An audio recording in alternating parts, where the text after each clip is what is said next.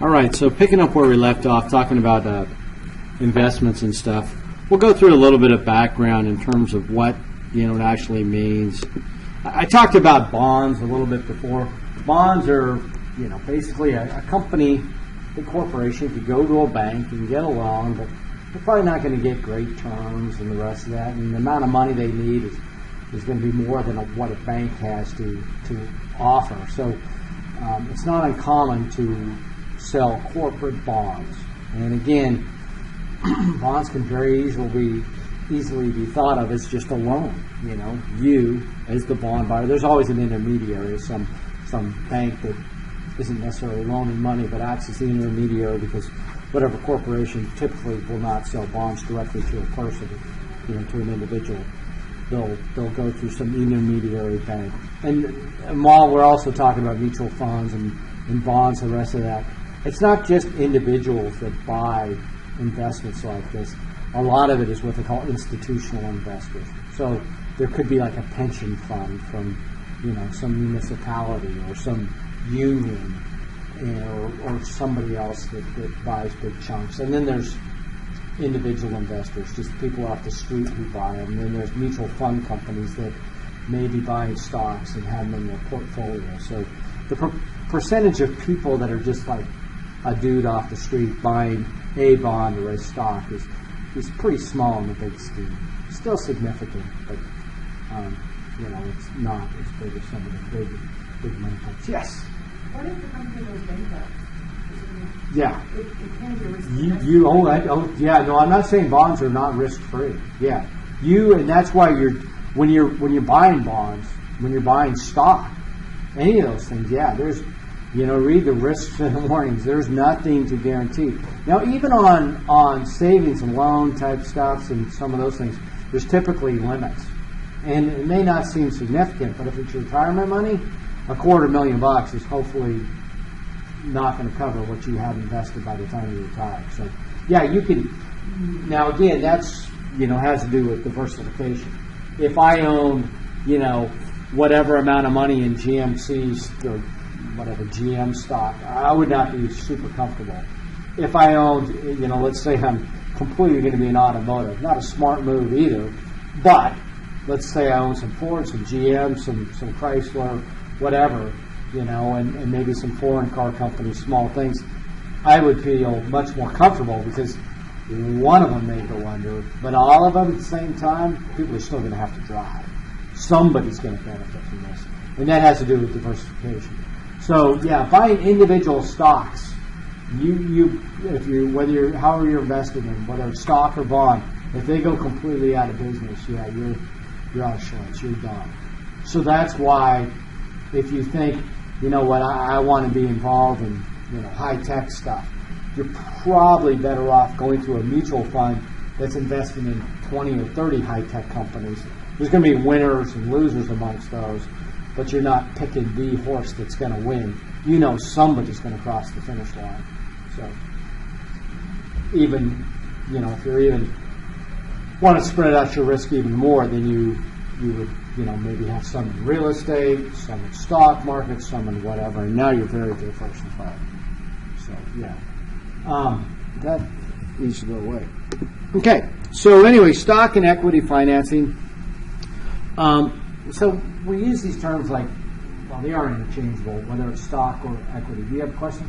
No. I was just wondering if you recommend going to a broker or using E-Trade or website. Yeah, I've used brokers before, and I can almost time it to the day that I get something in the mail about a class action lawsuit about the broker being unscrupulous and recommending stuff that they had a position in. So, you have to do what they call due diligence. You have to get out there and investigate stuff. But the old time brokers that we used to have, number one, they weren't that good. And number two, they're involved in high wealth individuals. They're not out there for somebody like you or I buying 30 or 60 shares.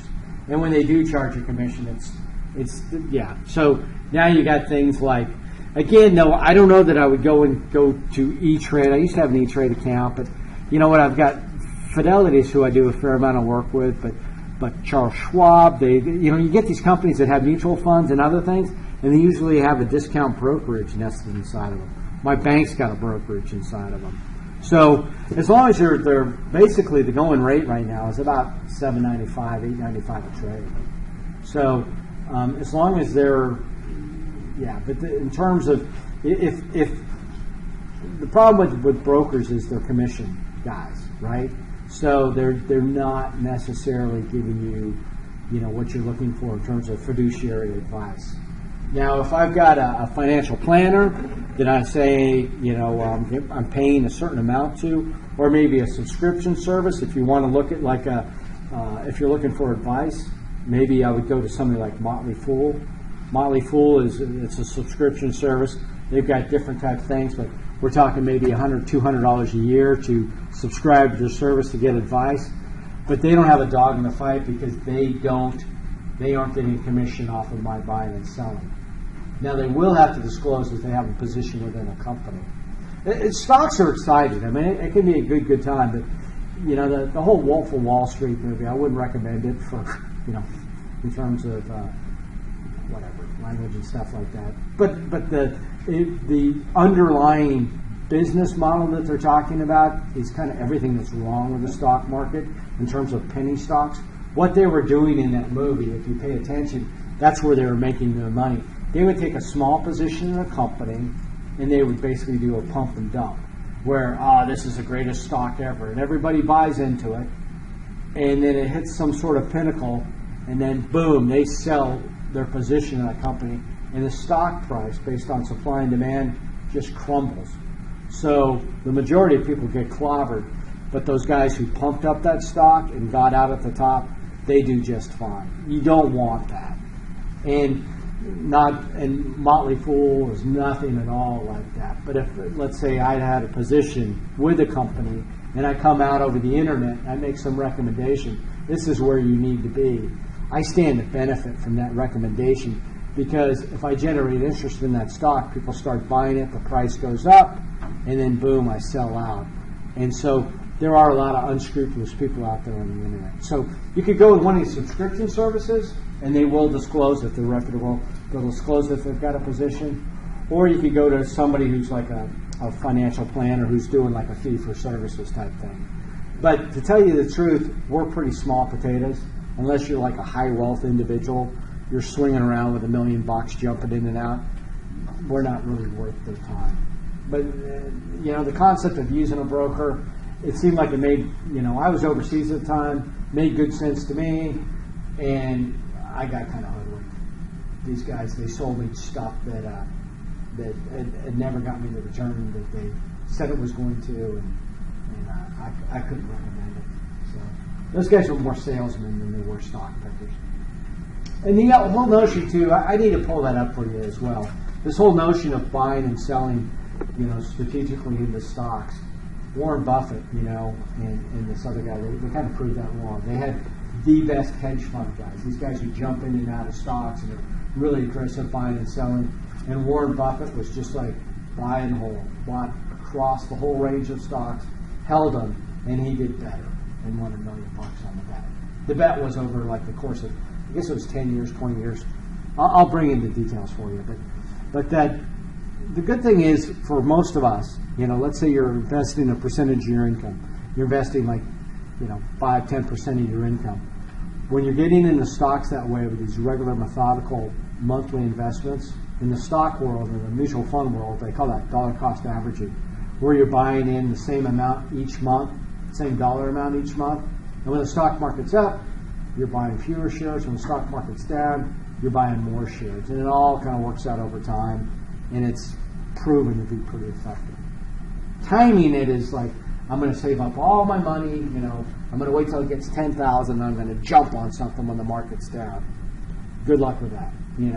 They call it trying to catch a falling knife, trying to guess the bottom. If you would have jumped in at the bottom of 2007, you would have made $1 million. But who knew where the bottom was? It's really hard to predict things like that. But anyway, in the basic gist of what stock and equity financing is, I talked about how companies will make a loan in terms of a bond. Now, the company itself, you don't actually own part of that company. they have a commitment to you to repay your money. Let's say you put 20 grand, but you don't own part of that company. With stock, you actually own part of that company. You have bought a chunk of that company. You have equity in that company. So that's why they call it equity financing. Own and share in the success of the company, up or down. They're not required to repay the money obtained from the sale of stock. So it's not a loan.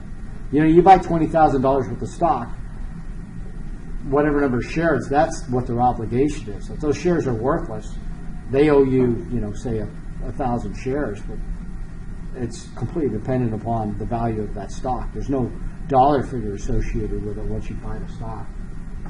They're under no legal obligation to pay dividends to stockholders. They may instead retain all or part of the earnings, and that's what I want them to do. If I'm your age, I want to be in growth companies. I want to be in companies that are going to reinvest. I don't want to be in these old sluggish companies that are paying dividends. We're not really at that point in our life where we're trying to generate income from stocks. So that makes this next thing about two basic types of stock, common stock and preferred stock. I'm fine with common stock. Preferred stock implies that they're going to be paying dividends, and I'm not in a company or in a position where I want a mature company that's paying dividends. I want a company that's more aggressive, more ambitious. And then bonds. So bond is a loan. So you don't own a chunk of that company. You have an obligation from that company.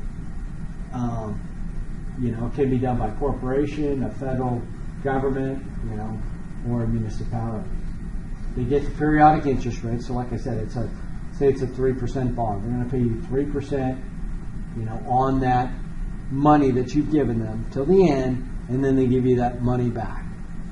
Bondholders keep it until maturity or sell to another. So secondary market. I can sell that $20,000 bond, and guess what? I may get $20,000 for it if the interest rate's the same. But if I bought a bond that's, say, paying 8%, that's not happening right now, but let's say I had a bond that had a pretty high yield on it, and the market interest rate drops and investments are only getting 3%, my $20,000 bond that's yielding 8% is worth more than 20 grand. I can sell it to somebody for 25 or something like that. But that's not the situation we face. Right now we've got record low interest rates, and so, interest rates really have only one way to go, is up. And so if I buy a low yielding bond, nobody's going to want that when interest rates go up, so I'll have to sell them at a discount. And then mutual funds. So stocks and bonds. Now mutual funds are an entirely different animal. When you talk about mutual funds, people tend to think, okay, they're made of stocks. They don't necessarily need to be. And if people say, oh, mutual funds are too risky, that's a meaningless term, because mutual funds can be made up of really risky stocks or very conservative stocks. They can also have property in them. They can have real estate in them. So they can be pretty varied. Investors pool their money invested by a professional fund manager. How professional? This gets back to the Warren Buffett thing. These guys charge expenses to buy and sell these stocks sometimes. And what's kind of in vogue now is kind of index mutual funds, where there is no buying and selling. They just mirror what's out there. They'll pick an index. Let's say there's like the Dow Jones, which is this whole collection of stocks that are comprised within the Dow Jones. And they use that just so they can say, did the market go up or down today? So it's just a collection of stocks. Well, they'll buy an index fund that just mirrors the investments of that thing, of that index, and then there won't be any expenses in it. But the basic gist of this diversification to reduce risk, again, if we get back to the car example, and we're all in with Ford, and Ford goes out of business, we're done. But if we bought a mutual fund that's invested in a number of car companies, then it's going to be safer, because not all those car companies are going to go under. So that's where the diversification. And they can be conservative to extremely speculative. Match your needs with the fund objectives. Be aware of fees depending on fund. So in reality, there's actually more mutual funds than there are underlying companies, because there's all these complex products. I mean, you can have thousands and thousands of companies, and mutual funds, because of their popularity, there can be more mutual funds because they'll have different collections of different stocks. You can go online, and if you have some specific interest, and I wouldn't necessarily recommend this because I'm more about optimizing for financial gain, but you can be somebody who says, you know what, I want to be involved in only things that are, not going to harm the rainforest or something. You can find a mutual fund that does that. You can find a mutual fund that only invests in a certain country. You can find them that invest globally. You can find all kinds of different things. And especially, let's say I think, whatever, Belize is going to go skyrocketing. I would not advise you to invest directly in the country of Belize, because how are you going to get down there and buy those mutual funds and stuff? But I guarantee you could find a mutual fund that's traded on the U.S. markets that has investments in Belize, and that would give you a vehicle and let somebody else worry about all the headaches with taxes and conversions and all the rest of that. So you can invest in quite easily in mutual funds within the United States, funds that are based in the United States, but their investments primarily are in, say, China or something. If you have some feeling, but again, it gets back to due diligence. You need more than a feeling. You need, some sort of insight that a company's going to do. Match your needs to the fund's objectives, and be aware of the fees depending on the fund. So it can get complex. Real estate, location is quite critical. It can make from a very speculative to a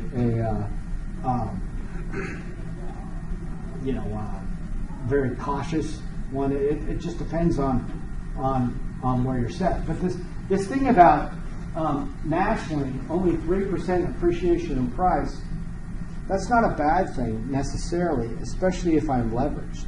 If I'm controlling a piece of property, a $300,000 piece of property, and it's going up by 3% per year, that's what, $9,000 per year of appreciation. Well, if I'm controlling that with only, say, 10% down, let's say I'm only controlling, I've only got $30,000 of my money out there that I put down as a down payment, and I'm making $9,000 worth of equity increase. That's considerably more than 3%. That's considered leveraging. So let's say you wanted to buy Ford stock, and you're saying, okay, I'm going to buy $300,000 worth of Ford stock, and I'm going to leverage it. I'm going to put only 10% down. They won't let you do that. That is so risky that nobody's going to ever allow you to do that. You'd have to put up more. If you want to borrow stocks or invest in stocks on margin, you'd have to put up probably 50%, 60%. So you can do some leveraging, but again, it's super high risk. It's just not commonly done.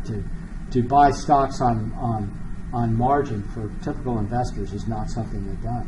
But in real estate, that's just the way real estate works. People always buy stuff on because the interest rates are low, because there's security, there's collateral, and whatever, property doesn't go out of business. You're never going to lose all the value. You can come pretty close. You can get clobbered in real estate, believe me. But compared to the stock market, not nearly the same. There's some people. This was when the Florida market was screaming, and these two doctors they put down $200,000 on a $1.2 million penthouse, and it sold for like $300,000, and they had to get out at the bottom. So yeah, they had huge debts, and you can get clobbered, and because they're doctors, they can't just declare bankruptcy and walk away from it. They're on the hook for that loss. So you can get in a lot of trouble.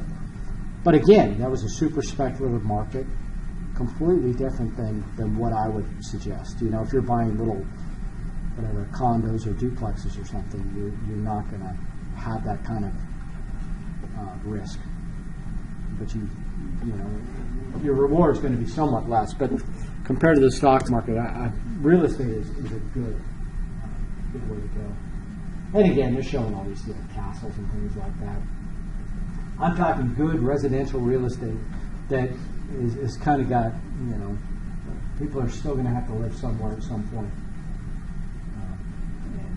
It depends on the market, but there's certain areas that are super high risk, but many areas are not. The super high risk areas are known. Again, Phoenix, Miami, places like that come to mind. Anchorage, buying a condo, you're probably going to be just fine. Duplex, whatever. Even if the market goes down, real estate very rarely goes down in value, and if it does, people just scream. Stock market, it can drop 10-15% in a day, and it might make the news, but it's not going to be the huge deal. Real estate, when it drops, it's a significant event. It's far less volatile. In terms of all the rest of this, again, you got to know what you're doing. Is a property priced competitively? I do have a real estate license in Alaska, but even if I was to buy something right now, I would, talk to some friends of mine, even if I had to pay another commission or whatever, because I'm not that involved in it right now. The problem with real estate, and especially appraisals and the rest of that, it's kind of a rigged game. The appraisers know what the value of the loan is, and things tend to match up. You can't really use that for validation that the price is right. But the way you establish real estate value is looking at comps, comparable properties. But again, if it's income property, you have to look at what the rent is and whether you're going to end up, being positive cash flow and the rest of that. What type of financing is available? If it's done strictly as an investment, you're not going to get as favorable a loan rate as if it's owner occupied. So you typically want to be in an owner occupied type thing. How much are the taxes? Easy to find out. In Alaska, you want to be a little careful though, because you can look. The tax records are public knowledge, but there's also exceptions and stuff for veterans and elderly. So you can go, oh, that property doesn't have much in the way of taxes, and then come to find out that the previous owner was a disabled veteran or an elderly person and was getting a rate on the taxes. So, but you can go to the tax authorities and find out how much it would be, and then condition of the buildings, houses in the immediate area. The neighborhood it all goes back to location. Particularly when you're talking location on real estate, though, if you can be on the edges of things rather than in the middle, if you can be on the edge of the boundary, as long as it's a, fairly, not a boundary that's going to change, but if you're on the edge of the lake, the edge of the golf course, the edge of whatever, there's a little bit more stability. But there's a ton involved in real estate, and especially in Alaska. You've got avalanche zones, you've got areas that just flat don't get sun, you've got other areas. I mean, there's a million variables in there. But if you've got a salesperson who's worth their salt, they know a lot of that, and a commission in comparison to the quality of investment is probably well worth it. Why are the present owners selling? Are they going to tell you the truth? I probably doubt it. Could the property decrease in value? Certainly. But again, are you speculating here, or are you looking at something normal? Again, property decrease in value. If I had property to dump in real estate right now, this would probably be one of those unique times where I'd wait 6 to 8 months and see where this thing kind of sorts out. Other speculative investments, antiques. Yes. Sorry. So if you have a duplex, do you get the same tax benefits as like a regular homeowner? Yeah, you'd be owner occupied. Now it depends. I mean, if you're an investor, that stuff would be taxes would be deducted against your investment. But if you're owner occupier, It's the same benefit. yeah, it's a better benefit. And what you ideally should do, if you're interested in getting real estate, if I was going to do it, and I was like in your position, I've had students who've done this before, where they, one of which, she went out to the valley and she bought a duplex, right? She lived in half of it and then rented out the other half. So since she was owner occupied, she got the great loan rate. She had to be a veteran, so she got a VA thing as well. But anyway, you get all the good finance. You got to live in a year in the VA or whoever the finance FHA, they may check on you, but stay and don't cheat on that. But let's say you get in for a great interest rate, down around 3%, 4%, and then move on after a year or two to more substantial piece of real estate, but you don't have to refinance that loan. That loan stays under the old terms. Now that tax benefit of being the owner occupied, that's going to modify a little bit because now you're going to be a renter, but that's still all right. It's still you'll deduct that property tax from your income, and you move on. But there's all sorts of things you can do. I mean, like I said, I've got rental property in Germany, right? So I go back to Germany, and all that trip is going to be deducted against the income, from going to visit. So you could have a rental property and don't do timeshares. But if you had some sort of investment in let's say Hawaii or something, you could go and check on that thing, once a year, and that would be, again, talk to your accountant, but within the IRS guidelines, that's reasonable, And you don't necessarily even have to own the whole thing yourself. There's REITs and there's other type of investment type things that are essentially like mutual funds, but invest in real estate, and more to it than that. You can get 401ks and invest in real estate. You can. Now there's limits on what you can do with it until you're retired, but you can invest in property. It doesn't all have to be in the stock market.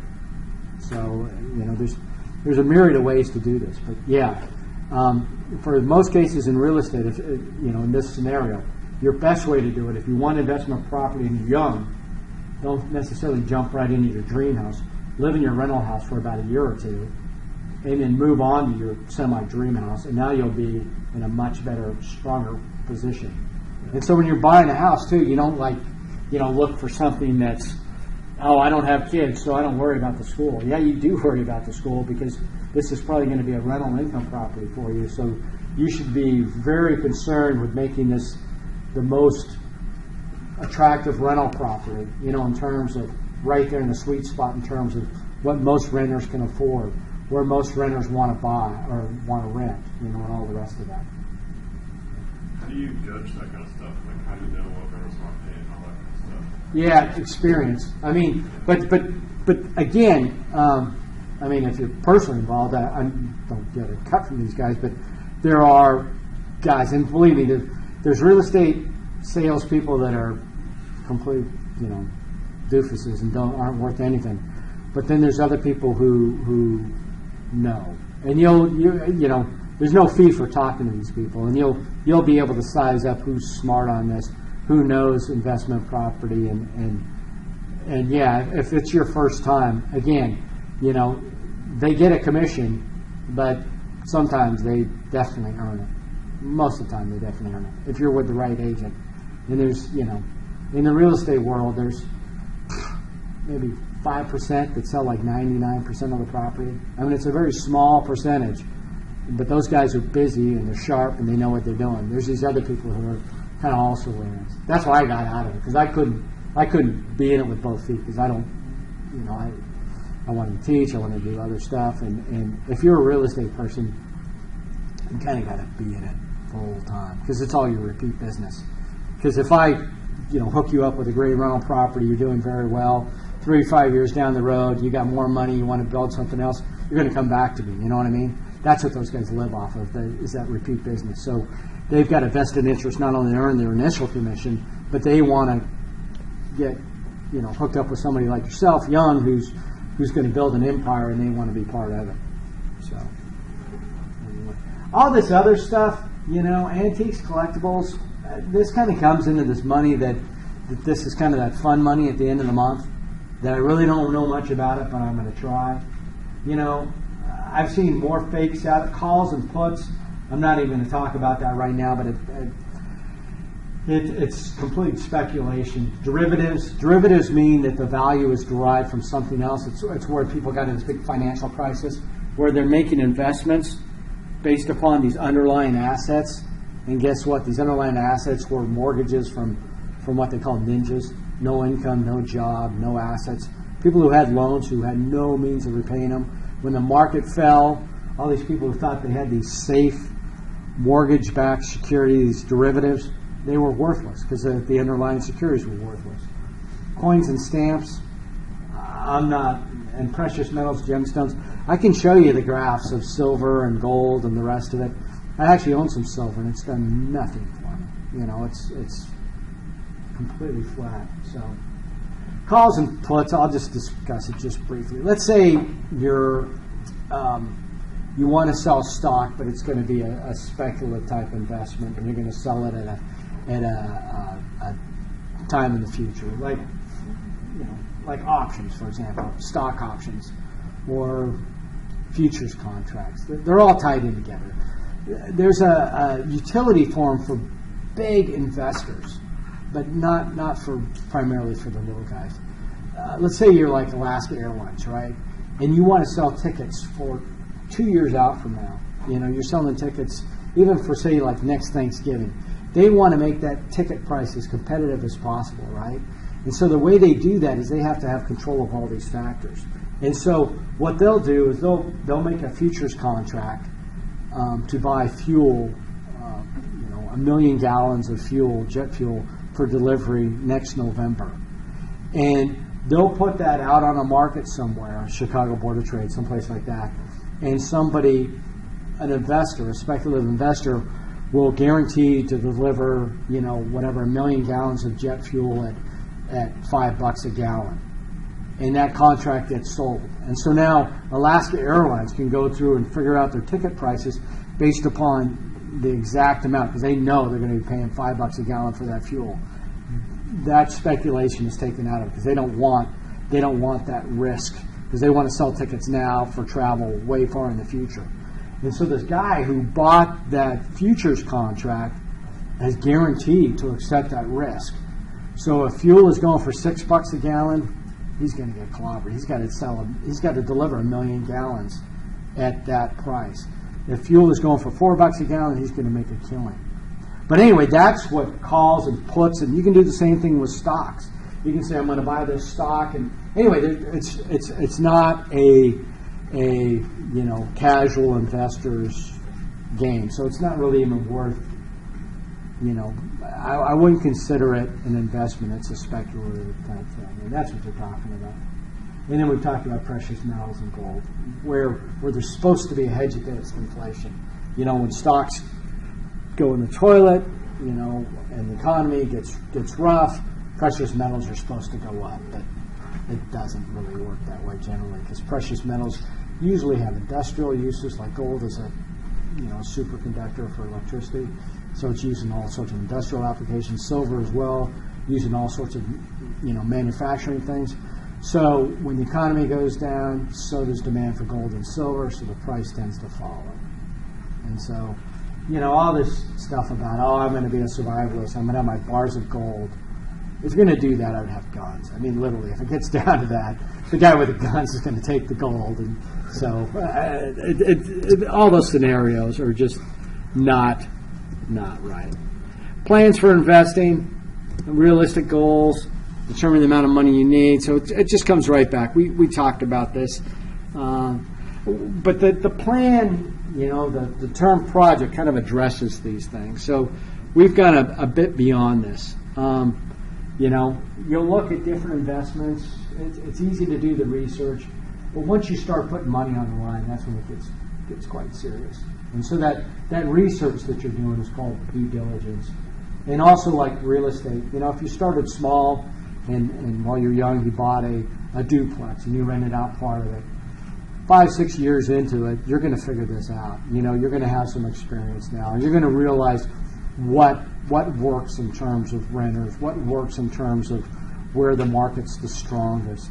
$1 million homes are not good rental property. Small ones that are more probably boring and more pedestrian are probably going to work out better for you. And you get a whole bunch of those, or whatever it works. But you're going to gain that experience and be able to make those informed decisions by starting small and working up and being smart about it. And if you do what I'm saying with the taking advantage of all the owner-occupier perks, you're better off that way. So this personal plan for investment we kind of go beyond that. So again, it doesn't hurt to get the advice of a financial planner. But time is money. If you're paying these guys by the hour, it's like going to a lawyer when you have no clue what you're talking about.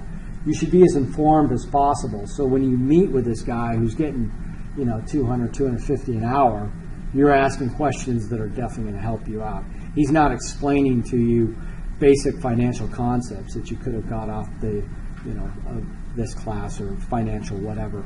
You're asking him specific targeted questions about, okay, this is my situation, how can I maximize it? It's going to be more engaging for him, and it's going to be better use of your money.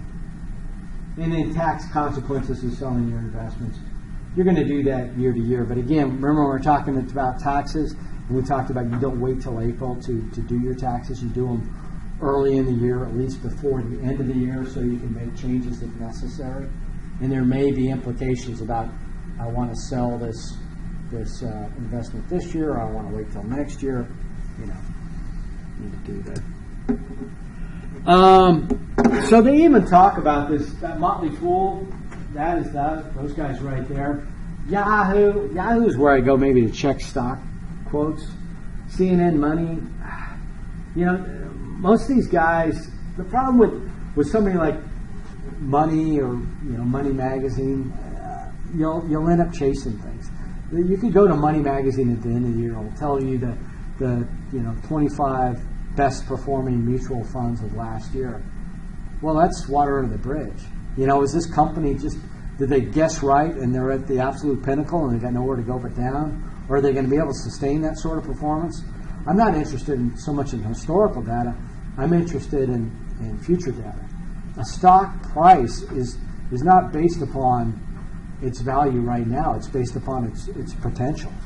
So it's maddening to try and chase stocks because you'll go, wow, unemployment was at record levels. Things are bad in the economy, and the stock price goes up. And you're like, how'd that happen? It's because the smart people knew that they expected the unemployment to be even worse, and they've already factored that in. And now that it's only 8% rather than 10%, you know what I mean? It can get very difficult to pick individual stocks. So that's why doing the dollar cost averaging, where you do a little each month, and perhaps going with index funds and not chasing things is probably a more disciplined approach. If you are going to chase stuff, I might go with Motley Fool. You can look at their site, you can look at their products and make your own decision. But those guys, it's going to be $100 or so per year. Morningstar and Value Line are also good.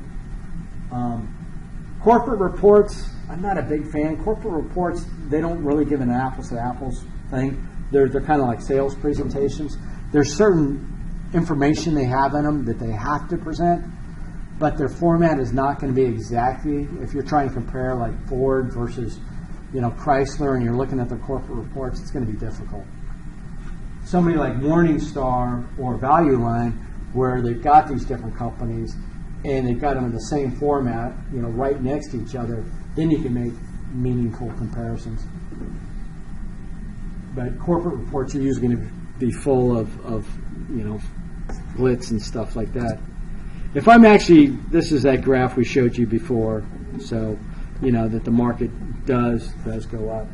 If I'm going to be buying individual stocks, usually what I do is look for kind of three things.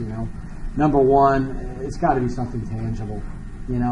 I don't want to invest in some sort of derivative of something. I want to actually be able to reach out and touch it. Whether the last big thing I bought, and I didn't get this quite right, but I bought Lululemon, because one, it had come up on one of the subscription services, the Motley Fool. They recommended it as a buy. Two, it's a tangible product. I mean, I can see students. I know my daughters buying their junk all the time. I see the bags all over town. And then I looked at the financial documents myself and was, satisfied that they were going places. But people like Warren Buffett, I mean, that's what they do. He bought, trains. When you hear Warren Buffett come out against, Keystone Pipeline, he's got a dog in the fight. Warren Buffett controls CSX, the big train system. So if that pipeline's not going, he owns all the trains that are shipping that oil. You have to But he's from Omaha. He sees this big oil boom taking place in the Dakotas and up in Alberta. He knows that there's no pipeline to service that. He makes a strategic investment in trains. You can certainly reach out and touch trains, and you've got insight to believe that that's going to work. So, I mean, that's how it's not necessarily speculation. Homework, so time value of money type thing. Again, we've looked at this a little bit before, but these are the